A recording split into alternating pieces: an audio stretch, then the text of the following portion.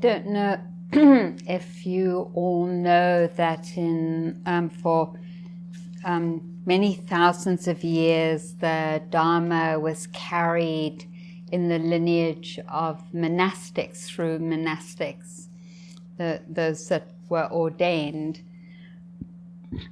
and that in the Theravadan tradition, nuns and monks and those who are ordained can't grow their own food, and they can't cook their own food. And so the invitation was to offer the Dharma, and that if people in the community felt moved and touched by the Dharma, they would come to the monasteries and offer food, or the ordained community would walk into the village, which is what, in the monasteries I lived in, which is what they did. Not every day, but several times a week, with their bowls. And they would walk down the street, and those people that knew the community would offer them food. In Asia, it was a tradition every day for householders to come out at a certain time and to feed the ordained community by putting food into their bowls. And then the ordained community would walk back into the monastery and go through the formal ritual of accepting the food, of blessing everyone who gave the food, and then we would eat in silence. And what struck me about living in monasteries was how much that relationship of receiving food over and over again, and then being part of the community who offered teachings through a year, how much appreciation and gratitude was born from this relationship. And I think about it because I wanted to talk about gratitude as a practice. Partly because with everything that has been coming down in the world, not that there haven't been wars before,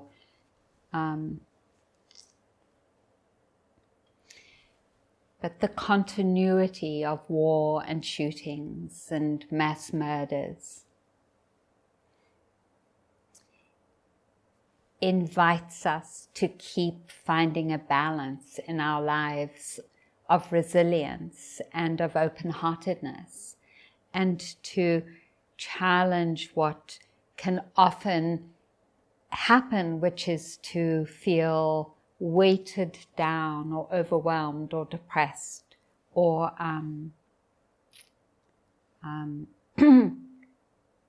hopeless about humanity and what we're doing. And gratitude is one of the antidotes to those mind states, to that heaviness in the heart.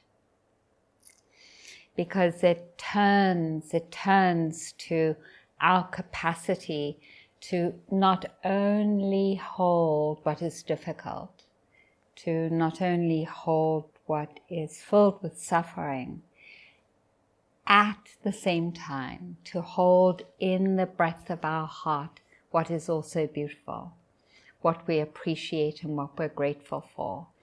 And that is what we need. And we need that really all the time, not only through some of the more difficult events that have taken place, but in our lives in general. We need to keep on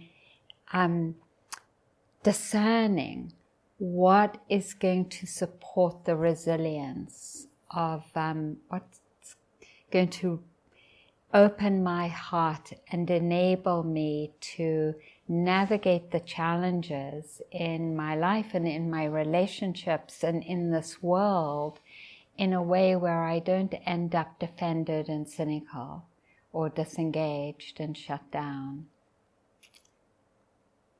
And not that those energies are bad, but rather they don't allow for joy and for appreciation and gratitude to live. So I wanted to talk about gratitude. And as I was sitting here, I mentioned, and some of you who came later didn't hear me say, that I'm here in what is a sort of monastery in a way, Dharma Meditation Center. There's a community that lives here, and we're in the room together at the moment. And I feel enormously grateful to everyone who is living here at Dharma for the ways that we have been working together and caring for each other and nurturing each other, and how that doesn't mean sometimes, we don't also probably drive each other nuts. Oh, I never feel that, no. But what a blessing it is to live in a community in which we are oriented towards a practice of generosity and appreciation, which we are here at Dharma. And I'm saying that because I was, when I came into the room, there was like a piece of chocolate cake with a little candle on it, because it was my birthday a few days ago. And so it just is so lovely, the little things that happen that we can do and do sometimes, not just here in this room, but for each other, that make such a difference to our hearts and minds. In saying that, really we're acknowledging that our practice of gratitude is really a verb, that it's not so much about a thing, of giving something or of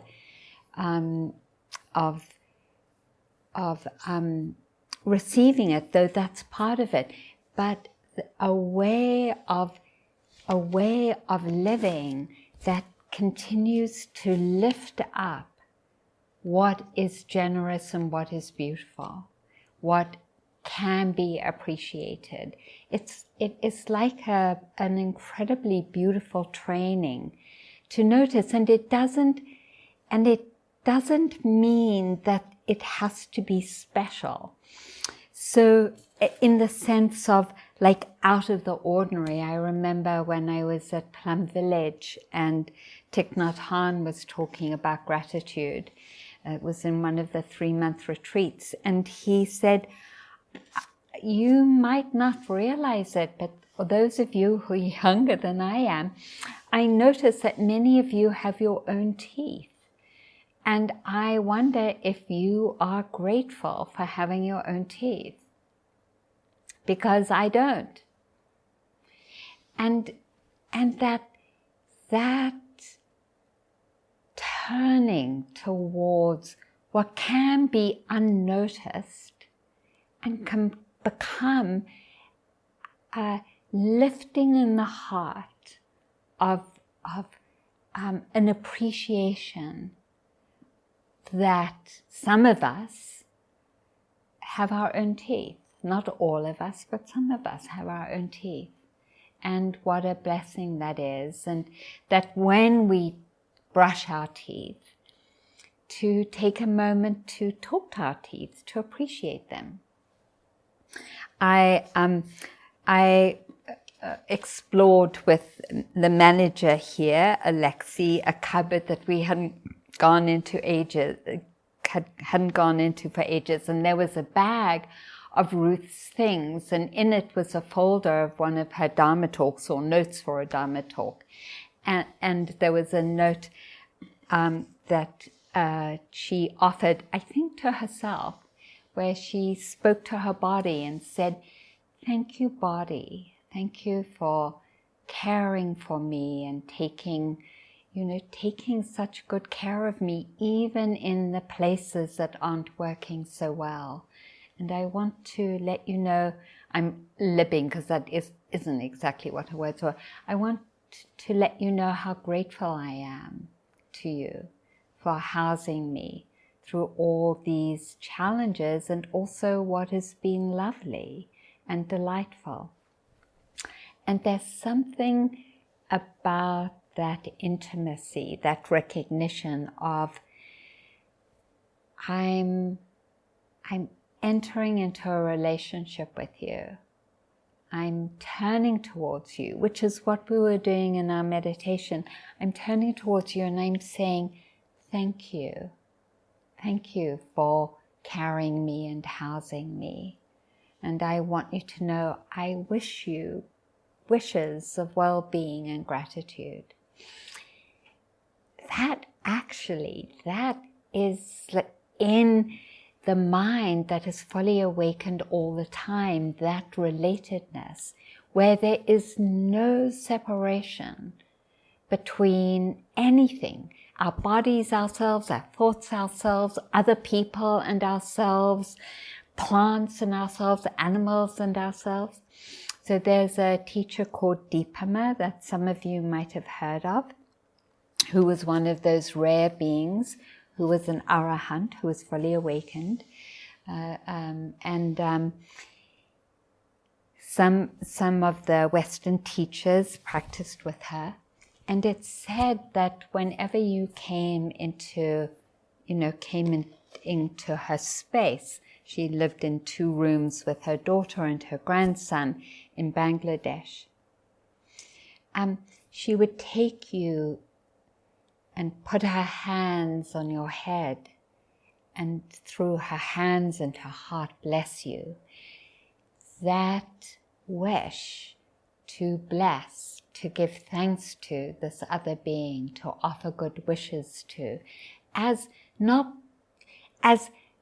part of life, that every part of life in this way deserves this kind of relating. Like, thank you for being who you are. And we can begin with ourselves. Like, we don't have to go very far to turn towards ourselves and say thank you. Thank you for knowing that it's supportive for coming into this room and exploring the Dharma together. Thank you for that. Thank you for the wisdom that brought me here, or for my commitment, or thank you for being willing to come for the first time, like Drake. Thank you for that. Or thank you for those of you who've been coming often. Like, thank you for that. Thank you for knowing what is going to create the conditions for the alleviation of suffering, and for the lifting up of what strengthens the heart, my heart, or the heart that is living inside of me. So not only for teeth, doesn't only have to be for teeth, it can be really turning over and over again towards ourselves and acknowledging the beautiful energies that are living inside of us, which is a traditional practice both for gratitude and for the cultivation of joy. And so it's this practice is at its heart the practice of our hearts opening and challenging the ways that we defend ourselves and shut down. And I don't know about you, but how often I've heard myself say when someone says or does something and I feel hurt or angry or upset, and I'm just like, okay, that's it. And I can feel like this door shutting down. Okay, I'm not going to relate to you anymore. And it's like, and that's fine too. It's fine for if, we're like, okay, I'm really going to take some time and let things settle down. That's fine too. But that automatic sense of like shutting down, and then it's the worst, isn't it? It's the worst, living with a shut down heart. It's like, everything is like grumpy, and the whole world just turns into not necessarily an enemy, but everything goes wrong. Like nothing is, it's the opposite of fun and joy. It's like a chore, what it is to have a shut down heart. And this practice invites us to open the heart and to turn to the places where we can. Gratitude is very close to the Latin of blessing, and to turn to what we consider are our blessings, and figuratively to kneel down, and to kneel down to the blessings that we feel or know we have received. And it's so funny because we live in a consumer culture, which is like, in order to be someone, you should have this or that, or dress in a certain way, or have a car, or whatever it is. And so there's this thing of, we are valued according to the amount of money we have. Or I know we don't feel that way, but that's the culture around us. And there's something, it's so funny because there's this whole thing about getting and having, and yet often when it comes to blessings, we don't feel we deserve the blessings that we have. Like that there's something wrong with us. And that when, I don't know about you, but when someone appreciates you, how often are you willing to open-heartedly receive it without saying, oh, it's okay? Someone says, thank you for, oh, it's fine, it was no big deal. And that there's something so courageous about actually opening up to the blessings that each of us have. Not because we have to be someone special, though each of us are, but because every human being does have blessings, and deservedly so. And that part of our lineage and our heritage is receiving those blessings. Whether it is just the elements of the earth that make up our bodies, or something more. So I wanted to read this because I've been thinking a lot about lineage and receiving the blessings of lineage. And this is from an oral history in the study of sexuality in the lesbian community. I don't even know where I got it from. It fell out of one of my folders. And this is what someone said. It's by Madeline Davis and Elizabeth Leposky Kennedy. Things back then were horrible, and I think that because I fought like a man to survive, I made it somehow easier for the kids coming out today. I did all their fighting for them. I'm not a rich person. I don't even have a lot of money. I don't even have a little money. I would have nothing to leave anybody in this world. But I have that, that I can leave to the kids who are coming out now, who will come out into the future, that I left them a better place to come out into. And that's all I have to offer, to leave them. But I wouldn't deny it, even though I was getting my brains beaten up. I would never stand up and say, no, don't hit me, I'm not gay. I'm not gay. I would never do that.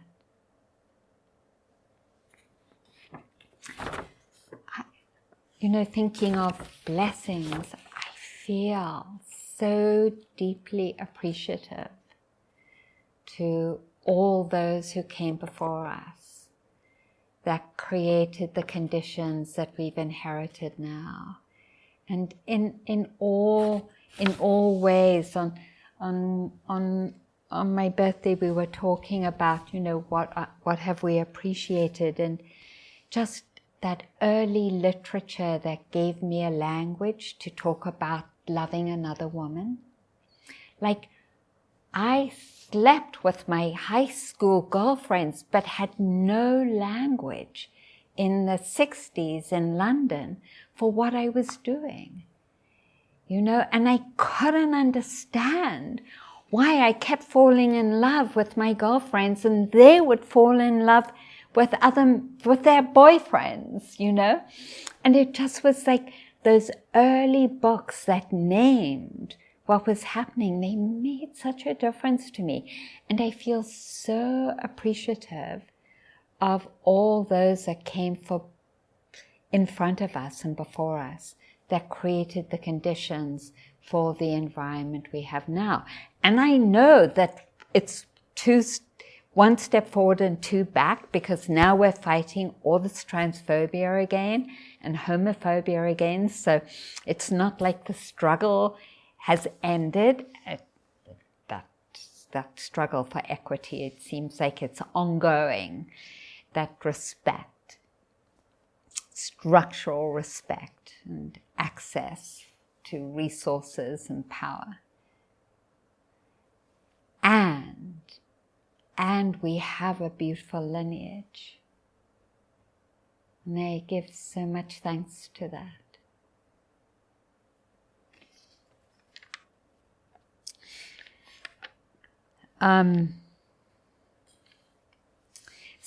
So when I think about, the experience of gratitude in acknowledging our lineage and the blessings of our lineage, there's no sense of, oh, I don't deserve this. It's more like, wow, thank you, right? Thank you. And that thank you to that person that I don't know, and all those people that I don't know personally, that means that I also want to be open enough to receive whoever is going to thank me as part of this co-creating a community of acknowledgement. Thank you for who you are. Thank you for what you've given me. And yes, I bear witness and receive your gratitude for whatever I have offered. And can you sense how radical that is, to live in a community where we're really seeing each other, knowing each other, hearing each other, and supporting each other in those ways. We're learning how. Anyway, and then just to say, this is going back to a study that I picked up on the practice of gratitude by that brother David Stendal-Ross, who's like the gratitude guru, someone told me anyway, a beautiful Christian monk who does a gratitude practice every day. And he talked about Robert Emmons, who is one of the world's most prominent gratitude researchers. didn't know that there was one, and speakers, and has found that a short and simple gratitude practice has far-reaching effects on both our emotional and physical health. In an early gratitude study, Emmons and McCulloch asked hundreds of individuals to either record things they were grateful for, to record hassles from their daily life, or simply record any events or circumstances that affected them. In the series, they found that those who had been randomly assigned to the gratitude condition reported more happiness and joy, experienced fewer symptoms of physical illness, spent more time exercising, were more optimistic and satisfied with their lives, reported increased positive effect and decreased negative effect, were more likely to offer emotional support to others, felt an increased sense of connection with others, and even slept more hours, I'm looking forward to this, and had a better quality of sleep every night. Not bad for a simple focus. So then there's this orientation that we can call into being of wanting to notice and setting it as an intention, because that's the very beginning of it, of setting it as an intention. This is what I want to notice. This is what I want to lift up. And it can be just so ordinary, that alertness to, I want to tune in to the field of gratitude. My parents, I was born in South Africa. We left, lived in different countries, and then when Mandela came to power, my parents went back to South Africa, and I didn't see them for a while. And then when my father was dying, I went back to say goodbye to him, and he died, and I was going through, because my mother couldn't do it, I was going through all his drawers, and in the drawer was a feather that had beading around it that I'd given him in, it was, I think, the early 80s when I was studying with this indigenous pipe carrier. She had taught me and my partner of the time how to bead. And the beading, because it was my first attempt, had come undone.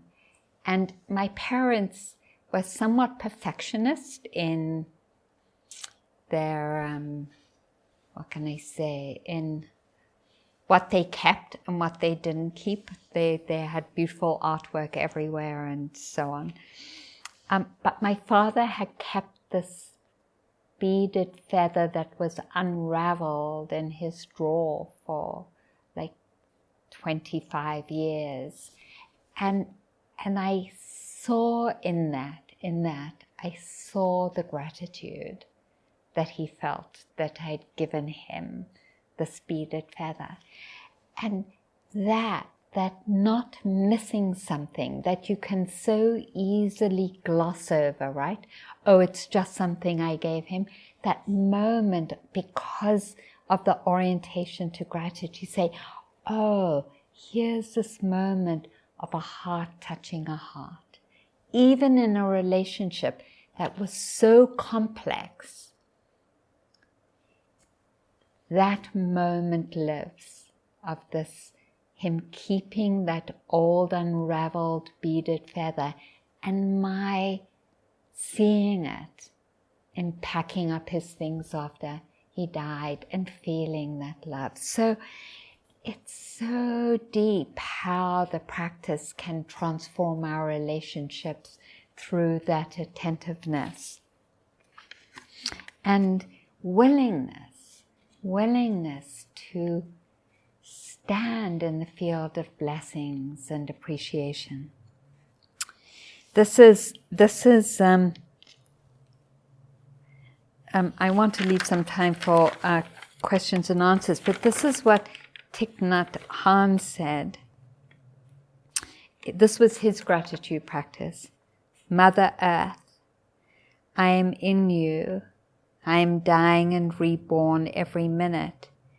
You are always here, and I vow to cherish and protect you.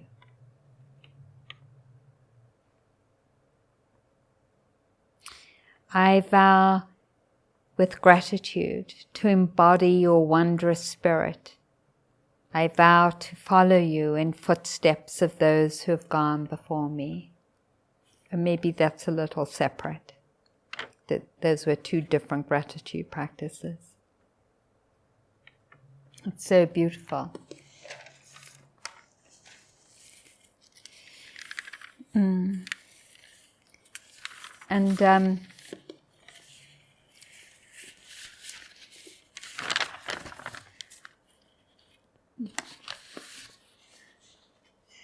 I wanted to read this. This poem.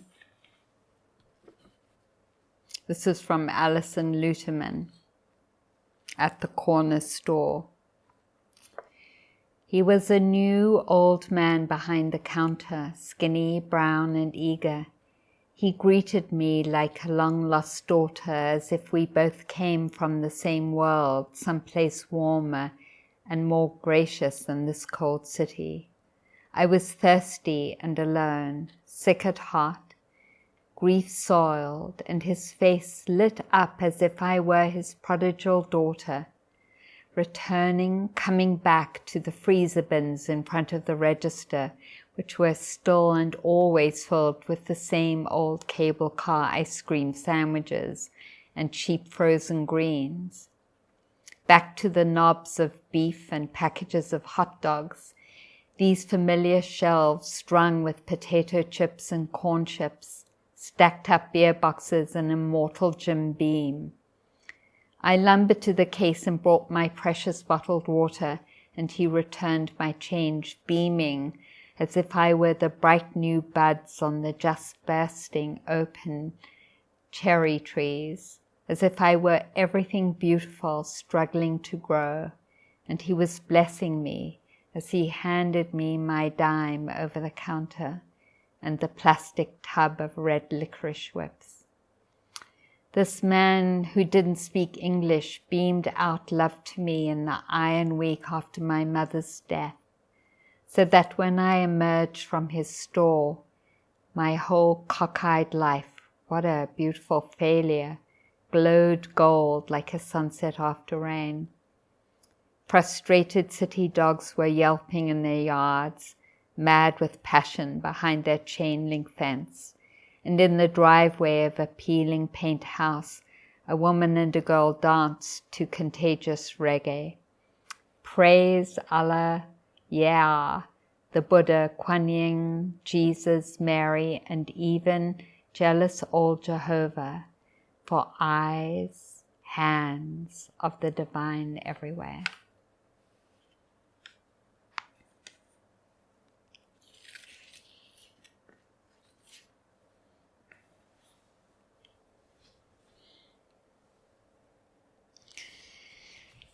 You might, if you feel inspired, like to take up the practice. I've done this myself, of every morning or every night, writing 5, possibly 10 things that I've appreciated during the day, every day for a week, and just to see what comes up for you. It's a radically beautiful practice, and may we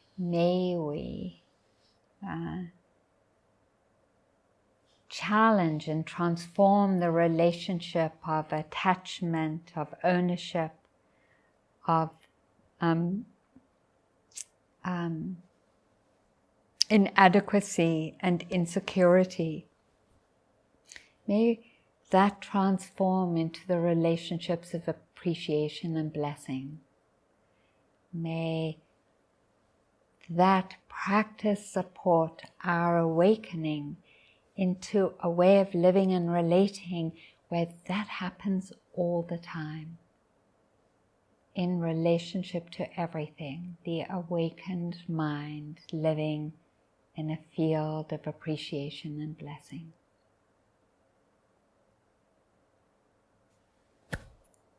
May it be so.